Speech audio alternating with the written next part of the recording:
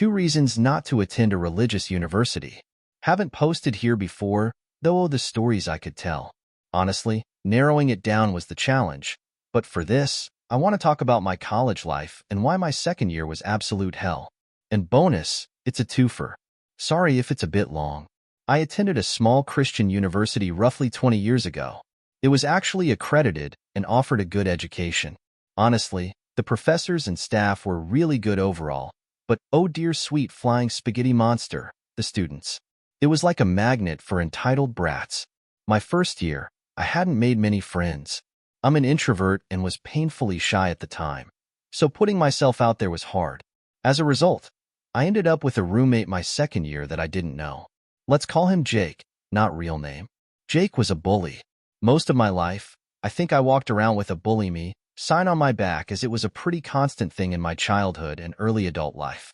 He'd randomly take things, question every choice I made, and talk down about my studies. He also had a friend, Mark, not real name, who was maybe worse. He was also a bully. Guy was a checklist of all the worst aspects of religious fanatics. Arrogant, a hypocrite, and seemed to want power and influence, so was aiming to become a pastor. Both were pretty relentless in bullying me. They said they wouldn't if I stood up for myself, but when I did, I quickly found out that they could dish it out, but couldn't take it. They'd interrupt my studies and sleep constantly, and it was the first time I'd seriously contemplated suicide. I ended up spending most of my time anywhere that wasn't my dorm. I have a lot of stories about them, but for now I'll focus on one each. Mark liked to play video games with us. Mostly Smash Brothers. He was always cocky, and he was a better player than me, who prefers to play PvE games, punish me from soft. Trash talk was common, but neither of them could take what they could dish out. One time, we were playing with a group and I actually managed to win. I was in the zone and felt pretty good. Until Mark opened his mouth. Mark, I lost to OP? Man, I was playing terribly. Me? Well, maybe God wanted to see you humbled. Yes, I sucked at Burns back then. Mark, well, he's gonna love when you get punched in the face. One of the other players gave a whoa, as he'd essentially threatened violence. Over a video game. Because he lost once. I guess I was feeling annoyed since he was being dismissive of me and had basically said I deserved to get punched. Me, you get annoyed with us for cursing, and you basically said you want me to get punched. Mark starts on some lecture about how cursing is against God when the same guy who had given the whoa before just said, Mark, shut the fuck up. I couldn't help it. I laughed my ass off. Mark just sat there kinda unable to say anything. Guy later told me he got a lecture from Mark for cursing but said it was well worth it. Mark had a bevy of other entitled moments. Slut-shaming a friend of mine for letting him touch her, entering people's rooms without asking and using their stuff, and several instances of refusing to pay people back. Now Jake. This one is secondhand, but I trust the sources. Jake wasn't as religious at the time. While I was back home for a weekend, he apparently decided to go out drinking. Now, being a religious school, this was a big no-no. He'd actually gotten into trouble for this before, but he felt it was a stupid rule, so he wasn't going to follow it. I should note he was underage for where we lived at the time. Anyway, he came into the common area blitzed.